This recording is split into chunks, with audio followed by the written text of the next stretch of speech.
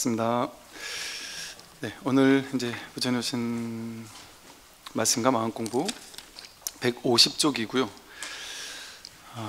이제 대지는 깨끗한 것도 받아들이고 더러운 똥과 오줌도 받아들인다. 그러면서도 깨끗하다, 더럽다는 분별이 없다. 수행하는 사람도 마음을 대지와 같이 해야 한다. 나쁜 것을 받거나 좋은 것을 받더라도 조금도 좋아하거나 싫어하는 분별을 내지 말고 오직 자비로서 중생을 대해야 한다. 대지, 땅은 다 받아들이잖아요. 좋고 나쁜 거. 똥 오줌을 싼다고 해서 돼지가 막 짜증을 내고 화를 내지 않고, 또 깨끗한 것을 논다고 해서 뭐 좋아하는 것도 아니고, 그냥 모든 것을 그냥 허용하고 받아들이는 거죠.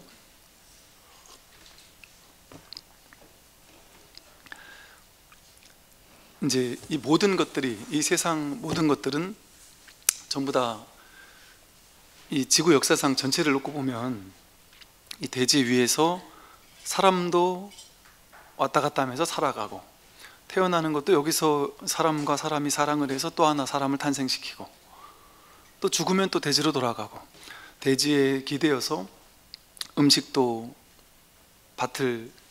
논밭을 갈아서 거기서 음식을 먹고, 대지에 있는 모든 음식물들도 전부 다 그곳에서 났다가 다시 그곳으로 돌아간단 말이에요. 빌딩도 이 대지에 있던 것들이 올렸다가 다시 대지로 돌아간단 말이죠. 그러니까 일체 모든 것들은 이와 같이 대지에서 왔다가 대지로 간단 말이에요.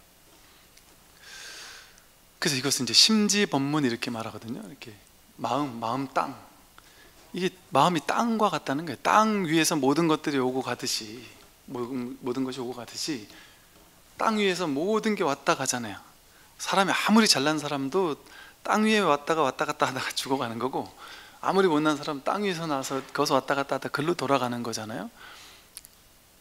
이와 같이 우리가 서로 생김새도 다르고 성격도 다르고 잘나고 못난 것도 다르고 남녀도 다르고 모든 게 다르다고 알고 있고, 그런데 우리 모두가 또 이 사람뿐 아니라 짐승이며 일체 모든 존재 모두가 전부 다 마음 위에서 오고 갈 뿐이다. 마음에서 오고 갈 뿐이란 말이죠. 그래서 우리 모두가 이렇게 드러나고 있는 이 본바탕은 이게 마음이라고 하는 거예요. 마치 땅과 같아서 심지라고 그런단 말이에요. 마음 땅. 그러니까 이것을 벗어날 수가 없어요. 우리는 죽어다 깨어나도 여기를 벗어날 수가 없고, 이것이 나의 뿌리고, 우리가 나온 자리가 여기란 말이에요. 우리가 돌아갈 자리가 여기고, 이거 아닌 사람이 아무도 없단 말이에요. 여기서 나오지 않은 사람이 아무도 없다. 그럼 오로지 우린 이거 하나예요. 이 마음 하나. 오로지 바다에 있는 모든 파도는 전부 다 바다일 뿐이듯이, 그 밀가루 반죽으로 지구도 만들고 사람도 만들고 빌딩도 만들고 산도 들도 만들고 강아지 고양이도 만들고 해도 그게 모양을 따라가면 사람이고 고양이고, 너는 잘났고 너는 못났고 그렇지만 전부 다 밀가루 반죽이잖아요.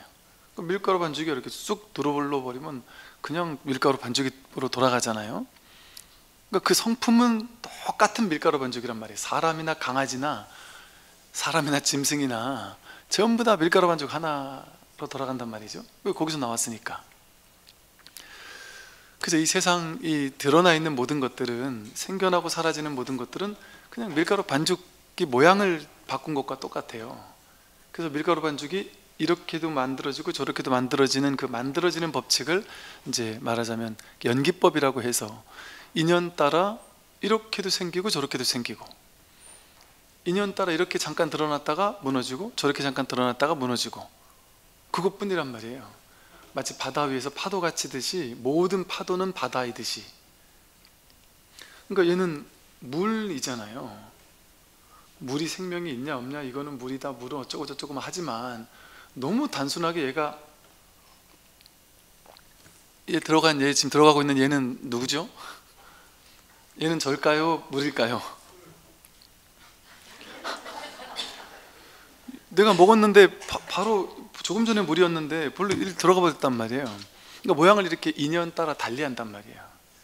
지금 컵이라고 하지 말고 탁 깨뜨려 버리면 이게 컵이겠어요? 쓰레기통에 들어가야 될 것이겠죠?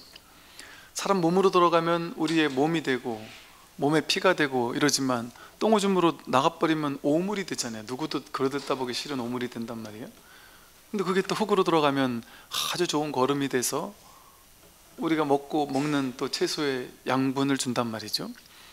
그러니까 이게 본성이 다른 것이 아니라 인연 따라 모양을 바꾼 뿐이죠. 인연 따라 끊임없이 모양을 바꾼다, 그럴 뿐이다. 그래서 이 본바탕은 다를 수 없단 말이죠. 그래서 여기 말하는 것처럼 이 세상에 드러나 있는 모든 것들, 인연 따라 생겨나고 사라지는 모든 것들은 그냥 그럴 뿐이에요. 인연 따라 생겨날 뿐, 인연이 닿으면 사라질 뿐. 좋은 것도 없고 나쁜 것도 없습니다. 모양을 따라가면 좋은 게 있고 나쁜 게 있지만 모양의 근원을 본다면 좋은 것도 없고 나쁜 것도 없다. 이게 진실이에요. 이게 진실이니까 우리는 어떻게 하면 괴롭지 않을까요? 모양을 따라가니까. 모양이라는 걸 불교 용어로 상이라 불러요. 상. 우리가 서로 상자 쓰듯이 서로 상자인데 그걸 불교에서 모양 상자 이렇게 부르거든요. 마음속에 다 모양을 취한다는 거예요. 모양을 취한다.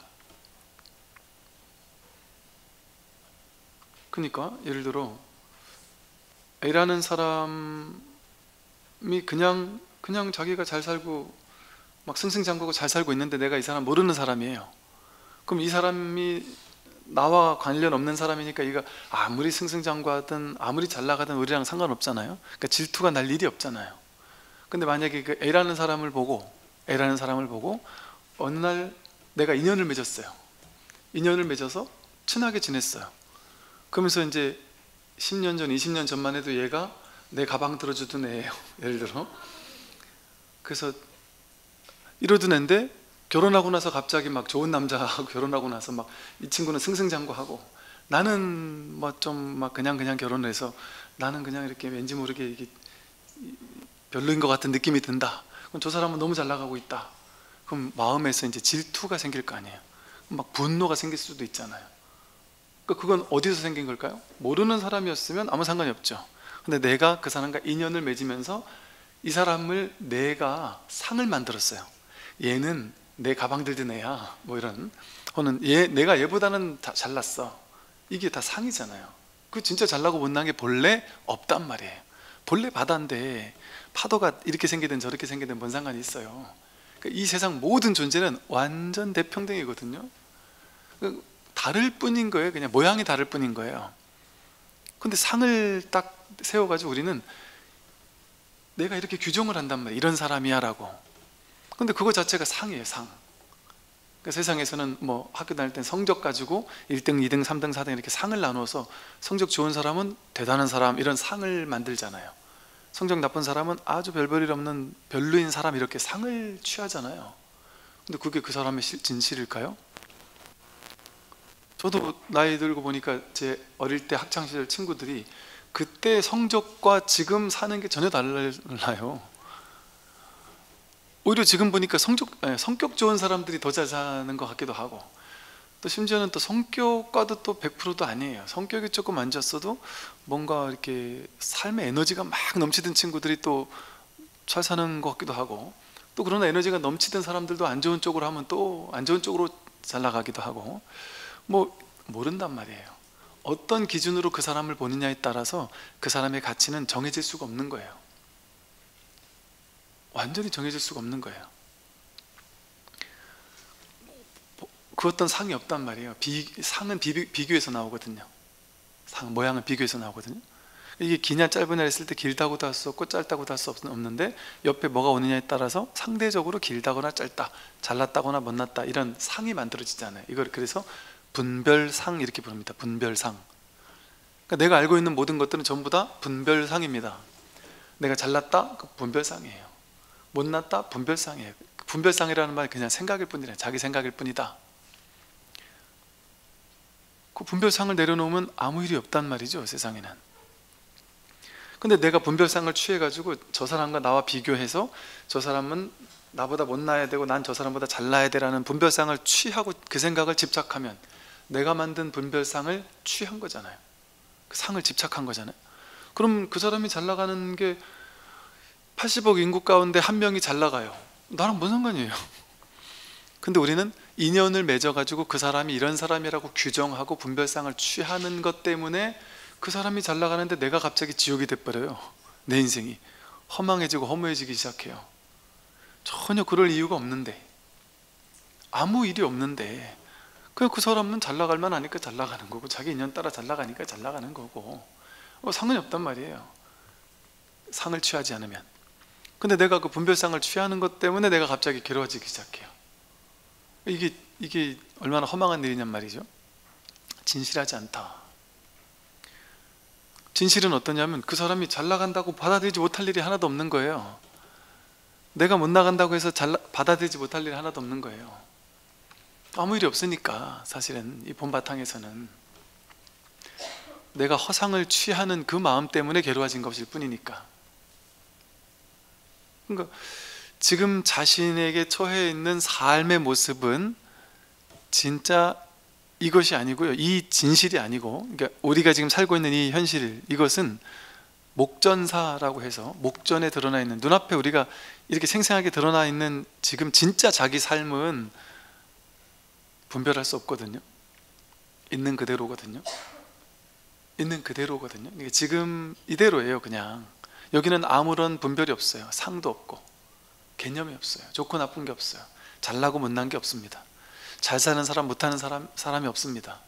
잘 산다 못 산다는 만들어 놓은 기준이에요. 잘 산다라는 기준, 못 산다라는 기준, 그 누가 정할 거예요?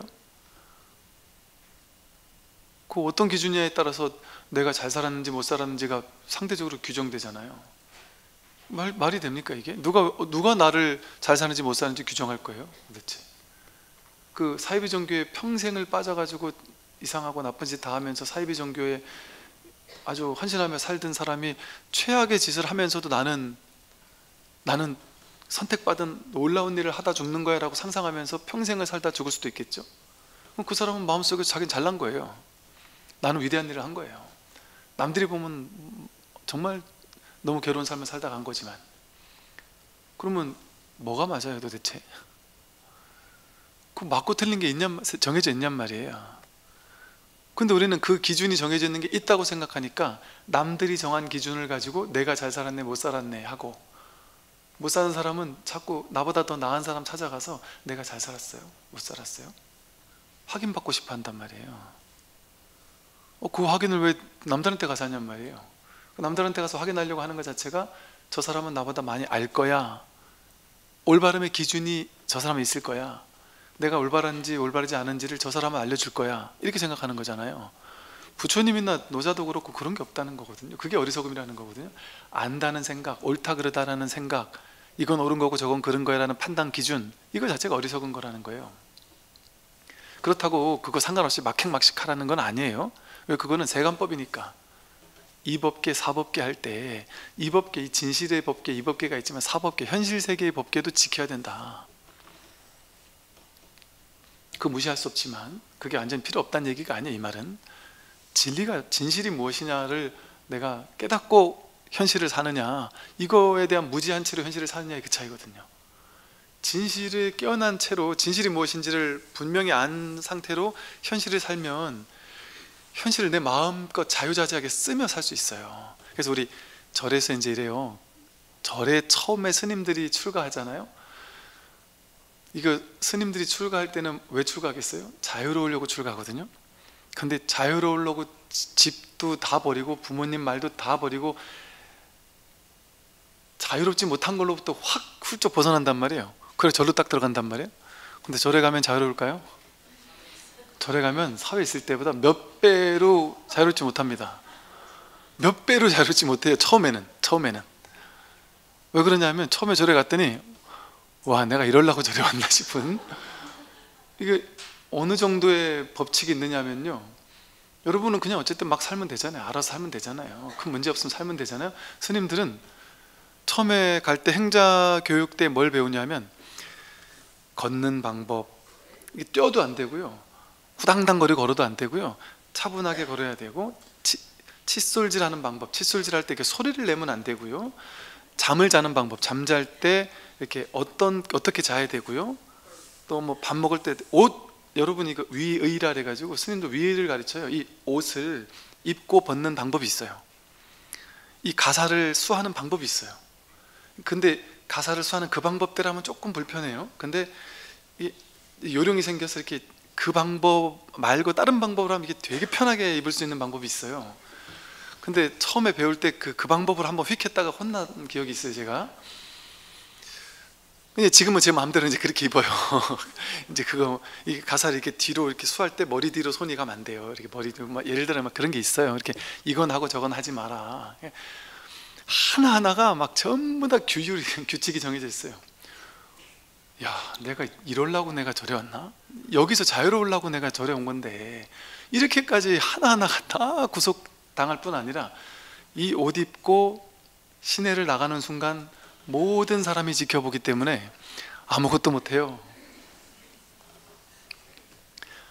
대한민국에서는 특히나 어디 식당 못 가요. 뭘 할 수가 없어요. 근데 그렇게 철저하게 배우거든요. 그래서 그 위의를 가르쳐요. 스님으로서의 위의를 가르쳐요. 천편일률적으로 딱 가르쳐요. 처음에 저는 되게 반발심이 좀 있었어요. 겉으로 표현 안 해도, 야 진짜 스님이 돼가지고 자유로워야지, 이따위 하나하나의 행동거지를 이렇게 공장에서 찍어내는 거예요, 스님을? 이게 말이 돼? 막 이런 식으로 반발심이 있었거든요. 나중에 보니까 꼭 그런 게 아니더라고요. 그래서 이런 말이 있더라고요. 처음에는 사람이 계율을 따른다 이래요. 처음에는 스님들이 하도 세속에서 살던 것만 익숙해 있으니까 절집안의 문화, 풍습 하나하나를 이게 스님들의 위로 바꾸는 어떤 업을 바꾸는 작업 같은 거예요. 삶의 습관 같은 걸 바꾸는 작업인 거예요. 그래서 그 작업을 한 6개월 행자교육을 한단 말이죠. 그러니까 그게 필요하다란 말이에요. 그래서 그렇게 해서 이제 어느 정도 이게 되고 나면 이제 뭐라고 얘기하냐면, 이제 출가한 지 얼마 안 된 스님들은 내가 계율을 따라가야 되는 거예요. 이제 계율을 막 지켰나 어겼나 가지고 내가 잘했나 못했나 막 이러고 살아요.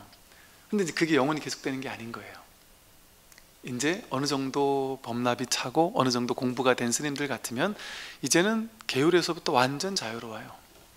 계율이 없어요. 그분들한테는 아무것도 없는 거예요. 그냥 자유롭게 살아도 상관이 없는 거예요. 그래서 처음에는 내가 계율을 따라가지만 나중에 도를 깨닫고 나면 내가 무엇을 하든 그것이 하나하나 다 계율 아닌 게 없다.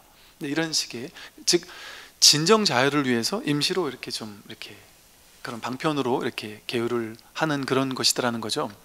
즉 이처럼 불교는 어떤 불교에서는 이렇게 해라 저렇게 해라 하는 것들이 많잖아요. 근데 그게 방편이었단 말이에요. 방편이에요. 결국엔 진짜 자유로워지기 위한 방편으로 임시로 그렇게 하는 것뿐이었단 말이죠. 그래서 걸림없이 자유로워지는 거예요, 이 마음 공부는. 그래서 여러분, 이제 현실로 딱 돌아와서 자기 눈앞에 있는 지금 이 현실, 내가 살고 있는 이 현실, 이것이 내가 추가하고 바꾸려고 했는데 어쨌든 지금 현실은 이런 현실이잖아요. 바꾸지 말라는 게 아니에요. 최선을 다해 바꾸는데 어쨌든 그 결과가 지금 이 현실이잖아요. 난 지금 이 현실 속에 있잖아요. 그러면 그 말이 무슨 말이냐면, 나는 이 현실을 받아들여야 되는 것이 아니라 이 현실이 이미 받아들여지고 있죠. 근데 이미 받아들여지고 있는 이 현실에 대해서 내가 생각을 가지고 이건 마음에 안 들어, 저건 좀 더 가져야 돼, 저 사람은 내 인생에 없어져야 돼, 난 이런 일은 더 일어나야 돼, 저런 일이 일어나면 안 돼 하고 생각하느라 괴로운 거죠. 그 생각만 없으면 내가 삶을 받아들여야 되는 게 아니잖아요. 본래 받아들여져 있잖아요. 생각으로 취사간택하는 것뿐이지. 여기서 말하듯이 받아들이란, 좋고 나쁜 것을 상관없이 받아들이라는 것은 내가 받아들여라 이 소리가 아니에요. 거기서 나만 없으면, 내 생각, 나라는 고집, 나가 없으면 본래 받아들이고 지고 있지 않습니까? 우리의 성품은 이렇게 대지와 같이, 바다와 같이 본래 받아들이는 거예요. 그게 우리 본성이에요. 그러니까 제가 받아들이십시오라고 얘기하는 것은 방편으로 하는 말이에요. 그냥 임시로 이렇게 해보고 저렇게 해보세요 하니까 처음에는 받아들이는 게 뭔지 잘 확 와닿지 않으니까, 힘든데 그래 받아들여보자 이렇게 처음에 노력을 한단 말이에요.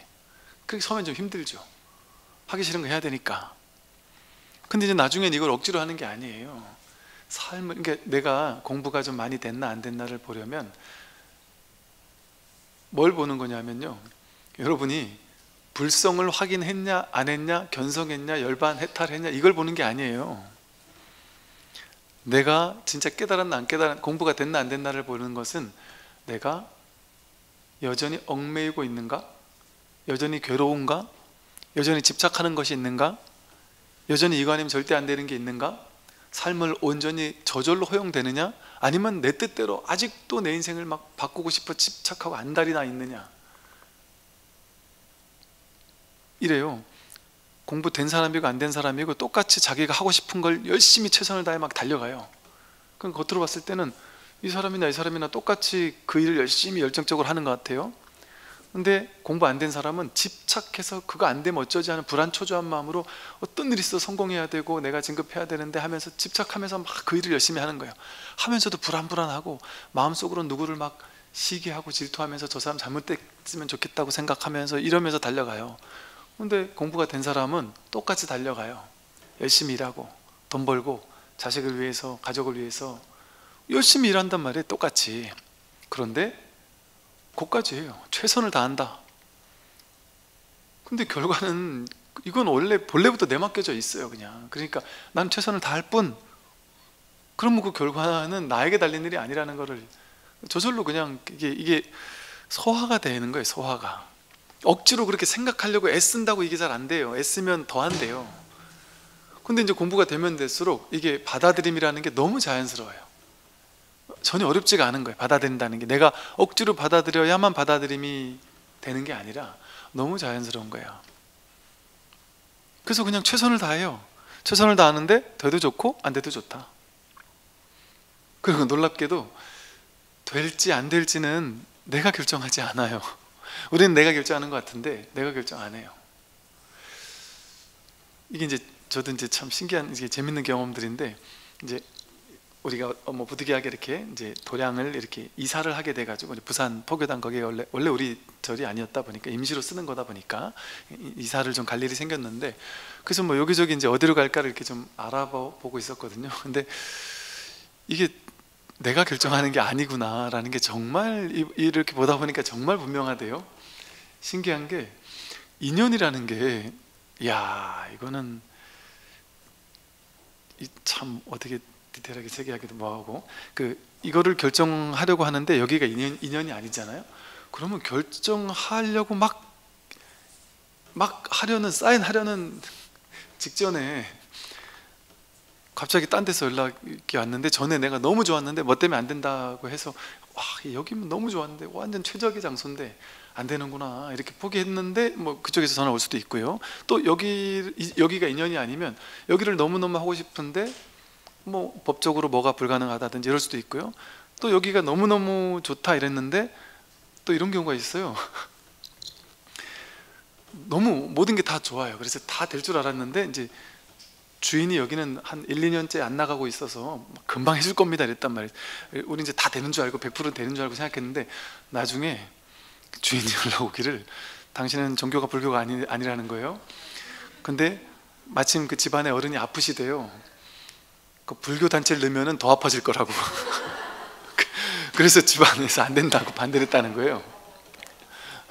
예를 들면 그렇게 안 되기도 하고. 그러니까 이게 우리 쪽에서 결정하는 게 아니더란 말이에요. 이게 다 인연이 뭐가 됐든 이런저런 수많은 모든 인연들이 착착 맞아 떨어져야만 그거 하나를 결정하는 거예요. 근데 여러분도 인생을 가만히 돌아보면 나는 내가 결정했다고 생각하지만, 여러분 예를 들어 옛날에 그 남편 만날 때 있잖아요. 여러분 그 남편 만날 때 이 남편을 내가 결정했다고 생각하지만 가만히 되짚어보면, 지금에 와서 다시금 냉정하게 되짚어보면 어때요? 왜 하필 내가 거기에서 그 사람한테 왜 꽂혔을까? 지금 보니까 그게 단점인데 왜 그땐 그게 엄청난 장점으로 보였을까? 왜 그 콩깍지가 갑자기 이렇게 꼈을까? 이유를 알 수 없어요. 그 당시에는 왜 그랬는지.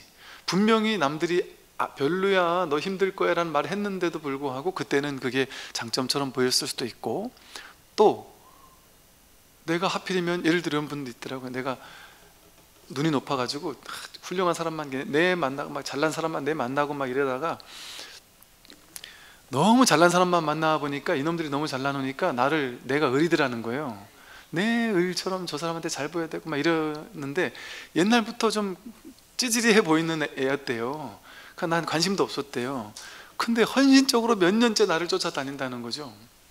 그래가지고 너무 잘난 사람만 만나니까 내가 자꾸 의리되니까 이게 별로 기분이 안 좋아서, 야, 얘를 만나면 내가 공주 대접받으면 살 수 있겠다 그런 생각이 조금 들기도 했지만, 그래도 이건 쟤는 아니다 이런 생각을 했대요. 그런데 이 사람한테 이제 탁 너무 심하게, 쉽게 말해 이별을 당한 거예요. 차인 거예요. 너무 심하게 차이고 나서 너무 충격을 받아가지고 너무 서러워서 막 우울한 와중에 갑자기 막 울고 가는데 이 친구가 지나가다가 만났다는 거예요. 그래서 평소 같으면 안 그랬을 텐데 그날따라 너무 괴로워서 술 한잔 하자 해가지고 갑자기 친해져가지고 갑자기 결혼을 했는데, 나중에 보니까 이렇게 좋은 사람일 수가 없다. 진짜 이 사람 만나고 내 인생 최고의, 그러면 그때 마침 차였고 마침 우울함이 극에 달하지 않았으면 이 사람은 내 만나지도 않았을 거라는 거죠. 그럼 어떻게 하다 보면 그런 인연이 되냔 말이에요. 그게 어떻게 내 의지냔 말이에요. 자기 의지가 아니라니까요. 전에 어떤 보살님은 이제 외국인 서양 분하고 이렇게 결혼을 하셨어요. 근데 그분이 그런 얘기를 하는, 어떻게 하다가 그렇게 또 외국 분을 또 이렇게 함께 하시게 됐냐고, 참 신기하다 그랬더니 그분이 이제 그 얘기를 하는 거예요. 나는 1도 외국 남자들은 이성으로 느껴지질 않았대요. 아예 1도 이성으로 느껴지지 않아서 대학 다닐 때 그 친구랑 같이 해도 전혀 아무 이상적인 느낌이 1도 없었다는 거예요. 근데 이게 되려고 하니까 어떻게 이제 학교에서 뽑아서 2명을 어디 외국으로 보냈는데 둘이 딱 됐고, 그때 가서도 영 친구였어 가지고 뭐 그냥 약간 불알 친구 느낌의 남자지만 뭐 그냥 막 해더라고 한 집에서 같이 자도 아무 상관이 없는 친구였다는 거예요. 그런데 이제 그 이성적으로 하나도 안 느껴지는데 그냥 그렇게 오래오래 같이 이렇게 좀 보다 보고 서로 의지하다 보니까, 이 사람이 뭐 외모고 뭐 인종이고 이런 거 상관없이 이 사람의 마음이 정말 좋은 사람이구나라는 게 느껴지니까, 그럼에도 나는 끝까지 외국 사람 아니야 생각했다는 거예요. 근데 인연이 되려면 그렇게 되는 거예요. 그러면 자기는 이건 내 의도가 전혀 아니다 이런 식으로 얘기를 하더란 말이죠. 사실은 하나하나 보면 자기 의지가 아니에요. 그것이 내가 나에게서 나온 결정, 내 자유의지가 아니라 인연이 만들어낸 결정이에요. 또 내 자유의지라고 느끼지만 내 자유의지로 결정하기 위한 이 자유의지를 어디서 나왔을까? 이 자유의지가 내 삶의 경험 속에서 배우고 습득해온, 이게 습득하고 배우면서 쌓였던 업식들이 쌓여가지고 이것이 최종 결정하도록 만들잖아요. 그게 저기 삶에서 인연에서 만들어진 업식이잖아요. 그러니까 이런 측면에서 자유의지가 없다라는 거예요. 자유의지라는 게 반야신경에 말하는 수상행식할 때 행운이거든요. 행운. 자유의지가 행운무하잖아요. 행운이라는 게 본래 없다는 거잖아요. 하나하나 다 따져보면, 여러분, 자유의지가 있으려면 자기가 있어야 자기의 자유의지가 있잖아요. 여러분, 자기가 있는 것 같죠? 그러니까 내가 결정했다고 생각하니까 자유의지 이렇게 얘기하는 거잖아요. 내가 없어요. 이게 그냥 인연이 이렇게 굴러가고 있는 거거든요. 여러분, 인연이 이렇게 굴러가고 있는 걸 나 이렇게 생각한 거예요. 근데 이게 나야 라는 생각이 이 병이 너무 깊다 보니까 이걸 포기하고 싶지 않은 거예요. 포기하고 싶지 않은 거예요. 이게 내가 아니에요. 실제 자신의 인생을 가만히 되짚어보면 그래요. 이게 오온개공이라는 게 그거거든요. 몸도 가만히 보면 내가 아니고, 뭐 생각, 느낌 다 왔다 가고, 의지 말했잖아요. 의지가 내 자유의지인 줄 알았는데 가만히 보니까 자유의지가 아니에요. 인연 따라 바뀌고, 사람이 업의 패턴이 다 똑같잖아요. 업식이 똑같으니까 늘 비슷한 조건에서 같은 결정을 내리거든요. 그러니까 나는 비슷한 조건에서 이런 결정을 내리는 사람이야 라는 자아가 있다고 느껴져요. 그죠? 왜냐하면 동일한 패턴으로 활동하니까 동일한 패턴으로 늘 움직이는 나의 개성이 있어 이렇게 느끼는 거잖아요. 그걸 아레아식이 작동을 한다, 그래서 업습 따라 행동한다 이러거든요. 그런데 사람은 그러기만 하나요? 업습 따라 그 패턴대로 움직이기만 하나요? 늘 똑같이 움직이던 사람이 전혀 다르게 움직이지요. 사람들이 한 번씩 전혀 다르게 움직이기도 한다니까요. 예를 들어 평소 같았으면 늘 A를 선택하는 사람이었어요. 그런데 이 사람이 전날 TV를 봤는데 충격을 받았어요. 이런 분 많거든요. 그 TV 다큐멘터리를 보고서는 그 육식이라는 게 얼마나 폭력적이고 얼마나 짐승을 죽이고 뭐 하면서 이러는 거다라는 걸 봤는데, 보통 사람들은 와 진짜 너무하네 하면서 내가 좀 줄여야 되겠네 하고 말고 넘어가거든요, 보통은. 그런데 어떤 사람은 그걸 보고 일생일대의 놀라운 충격을 받아요. 그래서 그 다큐 하나가 그 사람 인생을 바꿔요. 그 다음 날부터 고개를 끊거나, 예를 들면 이런 사람도 있고요. 또 평소 같았으면 절대 이런 식으로 행동을 안 할 사람인데 전날 어떤 친구가 야, 넌 너무 이렇게만 가는 것 같아. 그러면 인생이 좀 피곤하지 않니? 새롭게 도전해봐. 그리고 이제 절친했던 사람이 새롭게 나랑 똑같은 친구였는데 새롭게 도전했더니 갑자기 막 성공한 일이 있었다는 얘기를 어디서 들었다. 그럼 갑자기 그 다음날 그 결론을 바꾸기도 해요, 사람은. 그럼 그게 뭐겠어요? 내 업의 패턴은 업식, 팔식에서는 이렇게 가라고 하는데 인연이, 눈앞에 처한 인연이 갑자기 다른 걸 결정하도록 확 바꿀 수도 있잖아요, 그죠? 인연이 그렇게 바꾸는 거예요. 그러니까 어떻게 업대로만 간다고 이 팔식이 전부라고 할 수만 있겠어요. 인연이 계속해서 바뀌는데. 그러니까 이 무의식이 내가 아니에요. 고정된 자기가 아니에요. 그러니까 전식득지라고 하는 게 모든 육식, 칠식, 팔식이라고 하는 우리 무의식이라고 하는 모든 것들이 그게 다 어리석은 망상, 분별망상이거든요. 식이라는 말 자체가 분별망상이라는 소리예요. 그게 내가 아니라는 거거든요. 나라는 망상일 뿐이지. 그러니까 여러분은 사실은 내가 삶을 산다가 아니라 구경꾼이에요. 이 세상의 구경꾼이에요. 근데 여러분 여러분 이 껍데기 있잖아요. 얘가 사는 걸 여러분 늘 보고 있잖아요. 손이 어떻게 움직이는지, 다리가 어떻게 움직이는지, 거울을 통해서 얘가 어떻게 얼굴을 꾸미는지 얘가 사는 걸 보고 있잖아요. 근데 얘가 사는 것만 봅니까?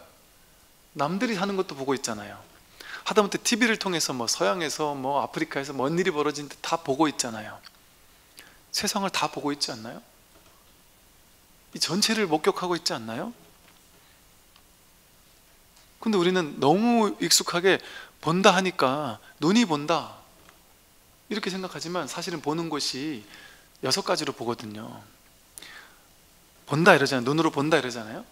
그리고 귀로 들어본다 이러잖아요. 듣는 것도 보는 거예요. 들어본다. 코로 냄새 맡아본다. 입으로 맛본다. 감촉을 느껴본다. 생각해 본다 이러잖아요. 그 우리 말이라는 게 되게 지혜롭게 말이 만들어졌다니까요. 이게 6가지인 것 같지만 하나라니까요. 하나의 작용이, 하나의 봄. 하나가 하는 거예요. 하나가. 이 모든 거 하는 하나가 뭘까요? 보게 하는, 그러니까 이 눈이 보는 것 같으면, 눈이 있으면 무조건 봐야 되는데 내가 딴 생각에 깊이 빠져 있으면 눈은 뜨고 있지만 못 보잖아요. 또 소리도 못 듣잖아요. 눈이 하는 것 같으면 눈이 계속 해야죠. 지 할 일을 해야죠. 내가 얘는 딴 생각하는데 눈은 계속 봐야죠. 근데 이 마음이 생각으로 가 있으면 눈에 뭔 일이 벌어지는데 못 본다니까. 여기에 이것만 딱 뚜렷하다니까요. 그 생각만에만 사로잡혀 있다니까요. 그러니까 우리가 한번 죽을 것 같이 괴로운 사람은 눈앞에 아름다운 풍경이 펼쳐져 있는데 그게 아름답지 않죠. 지옥 같겠죠. 생각 속을 거니르니까 지옥 같은 생각 속에서 사로잡혀 있겠죠. 이와 같은 게 이 세상이거든요.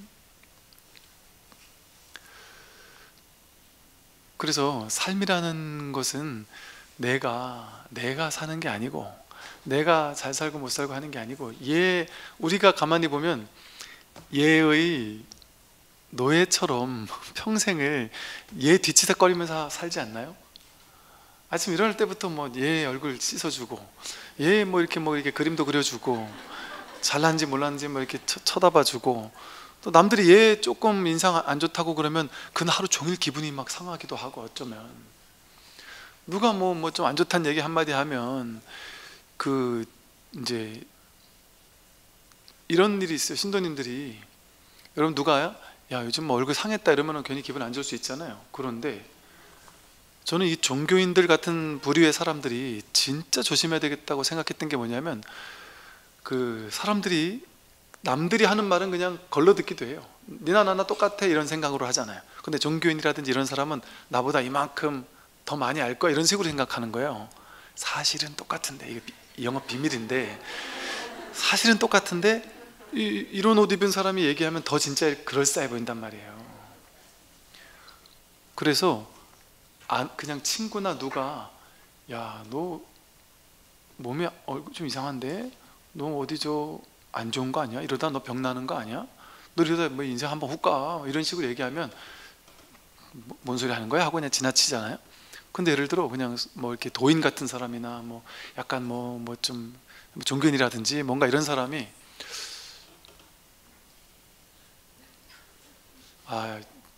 조심하셔야 되겠는데요. 뭐 이런 식으로 한두 마디 이렇게 툭 던지고 가면 뭐지? 큰일 났다. 이걸 믿게 된다니까요. 강렬하게 믿게 된다니까요. 근데 이게 사실은 그냥 평범한 사람이 얘기한 것도 좀 충격적인 얘기를 하면은 이거 안 믿을 수가 없기도 하거든요. 이런 어떤 보살님이 그래요. 내가 젊었을 때 어떤 사람이 우리 회사에 우리 여기 들어와 가지고 나를 딱 보더니 당신은 한 10년 뒤부터 풀리겠고 그전에는 막 이러고 갔대요. 그래가지고 미친놈이다 이런 생각했대요. 근데 나이 들어서 지금 가만히 되짚어 보니까 그때부터 10년 후부터 풀리기 시작했대요. 그래서 내 인생 평생 난 그 사람 한 번 더 만나고 싶다고. 그럴 필요가 없습니다. 그럴 필요가 없단 말이에요. 그런 거를 그렇게 정해져 있을 수가 없어요. 무유정법이란 말이에요. 뭔가 그렇게 딱 정해져 있다라는 게 그렇게 있을 수가 있습니까? 그렇게 정해진 뭔가가 없어요. 그럴 수가 없어요. 그러니까 이런 것처럼 말 한마디가 그 사람을 갑자기 지옥처럼 만들기도 해요. 종교인이 와가지고 야, 너 단명의 업이다, 곧 죽겠다 이래보세요. 얼마나 지옥이죠, 지옥.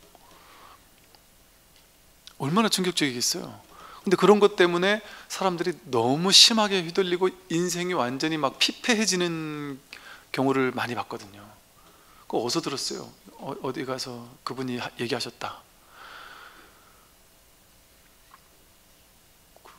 그럼 제가 처음에는 말하기가 애매해요. 그분은 그분을 믿고 있는 사람인데 약간 찜찜하니까 한번 찾아본 거면, 그분은 제가 아무리 얘기를 해줘도 저 사람 믿을 건지 저를 믿을 건지 둘 중에 하나 선택해야 되잖아요. 그러니까 이게 참 뭔가 이렇게 우리의 내면은 이렇게 공허한 거예요. 이렇게 많이 크게 휘둘리는 거예요. 말 한마디에 그냥 인생이 휘둘리고 내 인생이 무너지는 것 같고, 여러분 한 사람의 인생을요 말 한마디로 무너뜨리는 거 쉽습니다. 진짜 쉽더라고요. 또 그 사람을 말 한마디로 완전 자존감이 딱 생기게 만드는 거 아주 쉽습니다. 보통 사람들 얘기 들어보면요, 평소에는 이렇게 자존감이 뚝 떨어져 살던 사람인데 자기 절친했던 친구, 또 자기가 정말 훌륭하다고 여기는 친구가 야, 너 무슨 소리야, 난 너 같은 친구, 너의 이런 장점은 정말 너무 괜찮은 사람이야, 너 그런 생각하지 마, 난 너가 내 친구 중에 정말 이런 점에서 너를 정말 나는 존경해, 이러면서 너는 충분히 그래도 되는 사람이야 라는 그런 말을 한마디 들었대요. 근데 그분 뭐라 그랬냐면 자기 평생에 남는 한마디를 물어봤었거든요. 평생에 남는 한마디가 그 한마디였대요. 자신의 인생은 그 전과 후로 나뉜다는 그런 식으로까지 얘기하는 분을 봤거든요. 그러니까 보세요, 친구의 길을 살려주는 말 한마디가 그 사람을, 인생을 완전 뒤바꾸기도 하잖아요. 이것처럼 말이라는 거는, 여러분 올바른 말을 할 수 있을까요? 우리 사람이? 성자는 뭐가 성자냐면 올바른 말을 하는 사람이 성자가 아니고요, 올바르다 올바르지 않다라는 게 공하다라는 사실을 깨달아서 모를 뿐을 깨달은 게 성자예요. 이게 옳으니까 이렇게 해, 저게 옳으니까 저렇게 해, 넌 틀렸어, 이게 규정해주고 판단해줘서 넌 잘했어, 넌 잘 살았어 100점, 넌 못 살았어 몇 점, 이렇게 염라대왕처럼. 염라대왕은 불교 안에서의 염라대왕은 어떤 역할이냐면요, 욕계, 색계, 무색계 가운데도 제일 낮은 천상세계에 있는 그냥 천신 하나예요. 그냥 쉽게 말해서 이렇게 뭐랄까, 이렇게 이 존재들, 무수한 존재들 가운데 좀 약간 이제 수준 떨어지는 신인 거예요. 이렇게 표현하기 좀 애매하나? 이게 좀 그렇게 고차원적 신이 아닌 거예요, 염라대왕은. 쉽게 말해. 그러니까 염라대왕이라는 말을 불교에서 쓰면서 염라대왕을 그렇게 높은 신으로 취급 안 한단 말이에요. 그 말이 뭔 말이겠어요? 방편이란 소리죠. 그러니까 염라대왕 정도의 신 정도만 필요한 사람에게 염라대왕 방편을 쓴 거예요, 불교에서. 심판받는다 하고. 그러니까 여러분, 염라대왕이 심판한다 그러지 부처님이 심판한다는 얘기 들어봤습니까? 부처님은 심판 안 해요. 염라대왕은 뭐냐면 욕계, 색계, 무색계, 이게 육도 윤회하는 육도 윤회 가운데 있는 중생 중에 하나가 염라대왕이잖아요. 그 염라대왕도 윤회하는 중생인 거예요. 근데 우리보다는 조금 높은 수준이니까 직책이 좀 높은 거예요, 쉽게 말해. 우리나라도 판사가 있듯이 하늘의 판사 같은 개념으로 있는 거란 말이죠. 이런 중생들이나 판단을 하는 거예요. 그러니까 판단에 부처님, 판단에 하나님은 없어요. 근데 중생들은 너무 높으신 무분별지라고 하면은 이해를 못하니까 어쩔 수 없이 판단하는 하나님인 것처럼 그렇게 방편을 쓴 거예요. 방편을 쓴 거. 그러니까 어떻게 우리는 그렇게 생각하잖아요. 선악을 딱 구분해주는 하나님, 판단해주는 하나님, 심판하는 하나님, 이렇게 생각하잖아요. 그래서 나쁜 짓 하면 응징하는 하나님, 착한 사람만 딱 선발해서 구제하는 하나님, 심지어 선민사상, 이래서 이스라엘인들만 구제하고 나머지 인종들은 뭐 싫어하거나, 이런 하나님일 수가 없잖아요. 태초 탄생 신앙에서부터도 선악과를 따먹는 그게 언제다라고 했단 말이에요. 분별, 선악을 분별하는 것 자체가 언제다. 이게 육조 해능 스님이 처음 도명상자가 왔을 때 선도 생각하고 악도 생각하지 마라, 그때 너의 본래 면목은 뭐냐, 이 말하고 뭐가 달라요? 선악을 나누기 이전 그게 하나님의 그곳이거든요. 하나님의 나라거든요. 근데 사람이 그 에덴에서 왜 밀려났어요? 선악과를 따먹었기 때문에. 선악이라는 분별, 판단, 자기 생각을 믿으면서 자기 생각, 자기라는 것을 만들어 놓고 자기 생각을 믿기 시작하면서부터 분별하면서 죄가 시작된 거예요. 그게 원죄란 말이에요. 인간 중생들이 원죄가 그건데, 근데 어떻게 심판이 하나님 가능하겠어요? 그 심판 이전이란 말이에요. 이분은 심판 이전인 거예요, 이 진리는. 그러니까 우리는 어디 가서 누구한테 무슨 말을 들어도 기죽을 필요가 없는 존재인 거예요. 진짜 지혜로운 사람은 그런 판단하는 말을 안 하니까요. 그래서 어떤 사람을 말 한마디로 죽이거나 말 한마디로 살리거나 그런 일을 안 한다니까요. 구속시키는 일을 안 해요. 근데 그걸 하는 사람들은 왜 그렇게 하겠어요?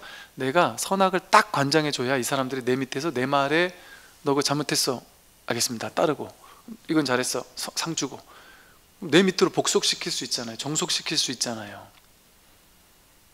그게 필요한 사이비들이나 그렇게 한단 말이에요. 복속시키려고, 내 말 듣게 하려고. 근데 진정한 종교에서는 내 말 듣게 하려고 하지 않는단 말이에요. 각자 자기 부처를 깨우는 거지, 자기가 묶여있는 데서 풀려지게 하는 거죠. 그래서 여러분, 이제 여러분 이제 이런 거 있죠. 뭔가 막 무서운 꿈을 꿨다거나 뭔가 뭐 이상한 일이 있거나 할 때 쉽게 말해 점보러 가고 싶긴 한데 한편으로는 무섭잖아요. 괜히 점보러 갔다가 뭐 나쁜 점괘 나오면 어쩌나 하고 막 무섭고 두렵잖아요. 그러니까 갈지 말지가 망설여지잖아요. 왜냐하면 야, 큰일 났다, 너 죽을 팔자다, 이런 얘기 한마디 들으면 얼마나 충격적이겠어요. 여러분, 이게 신기한 게, 의사가 말기 암입니다, 6개월도 못 삽니다, 이 말하고 팔자가 올해를 못 넘기겠어, 이 말하고 똑같이 두렵지 않을까요? 의사는 데이터를 보고서 얘기한 거니까 맞잖아요. 근데 누군가가 와서 올해 안에 죽을 팔자야 이래도 우린 똑같이 무섭지 않을까요? 똑같이 무서워한다니까요. 그렇게 해서 사람을 벌벌 떨게 하는 게 어리석은 거란 말이에요. 그건 진짜 어리석은 거예요. 그래서 내가 저기 가서 혹시나 나쁘다고 얘기하면 어쩌자고 두려운 마음을 가지고 있는 곳은 안 가면 돼요, 쉽게 말하면. 그러니까 예를 들어 이렇잖아요. 성당에 신부님한테 가면 다 얘기하잖아요. 얘기하고 나면 그걸 뭐 한다 그러죠? 고해성사를 왜 하는 거겠어요? 얘기하고 나서 가벼워지려고 하는 거 아니에요. 그럼 신부님들은 이제 주로 그럴 거 아니에요.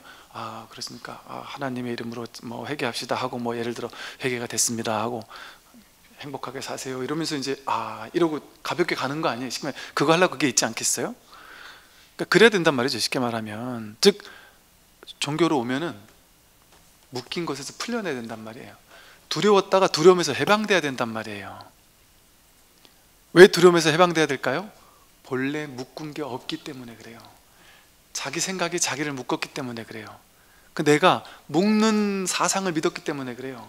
넌 이거 하면 나쁜 놈이고 저거 하면 해야 돼, 너 이거 했지, 넌 나쁜 놈이야 하고, 그렇게 나를 묶는 어떤 사상 철학을, 취사간택하는 사상 철학을 믿었기 때문에 그걸 또 풀러 다녀야 된단 말이에요. 어디 가서 뭘 해서 뭐 또 풀고 하러 다니듯이.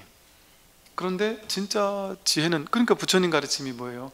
불교는 뭐 하는 종교냐? 보시하는 종교인데, 법을 보시하는 종교고 재물을 보시하는 종교일 뿐만 아니라 무외시, 이 법시 제시보다 더 큰 걸 무외시라고 한다니까요. 중생을 두려움 없게 하는 보시, 그게 최고의 보시다 이런단 말이에요. 두려움이라는 건 자기가 만들어낸 거기 때문에. 그러니까 이게 안심법문이라 그러잖아요, 부처님 가르침을. 그러니까 절에서 법문을 듣고 하면 안심할 수밖에 없는 거예요. 왜? 어떤 죄를 진 사람도 절에 가면, 부처님 앞에 가면, 스님에게 가면 이게 본래 죄가 아니었구나 하고 내가 안심하면서 자유로워지고, 내가 잘못한 게 있다면 진심으로 참회해서 더 이상 그런 죄를 짓지 않으면 되는구나, 나도 청정해질 수 있구나, 여기에 대한 확신을 안고 오는 두려움이 완전 깨지는 게 이 자리거든요. 그러니까 부처님이 그거 하신 거잖아요. 우리는 뭐 연쇄살인, 우리나라 연쇄살인마 유명한 사람들이 막 몇 명을 연달아 죽이잖아요. 앙굴리마라는 99명, 뭐 경전에서는 막 999명이라고도 할 정도니, 뭐 못해도 과장을 좀 섞는다 해도 수십 명을 죽인 거 아니겠어요? 수십 명을 죽인 죄인이 부처님 앞에 가면 참회를 받고 깨달음을 얻는다니까요. 이거 정말 놀라운 일 아닙니까? 충격적인 일 아니에요? 우리가 좀 들었을 때 조금 기분 나쁠 정도의 충격적인 일 아니에요? 아니, 부처님, 아무리 생각해도 부처님이 그놈은 좀 구제하지 마시지, 우리 생각은 그렇잖아요. 부처님, 저 나쁜 놈은 좀 구제하지 마세요, 좋은 사람만 구제, 불교 이미지도 있지, 우리 이렇게 생각한단 말이에요. 하물며 999명을 죽인 앙굴리마라 같은 사람도 구제하는 분이 부처님인데, 그것보다 더 나쁜 짓 한 사람이 있겠어요, 우리 중에?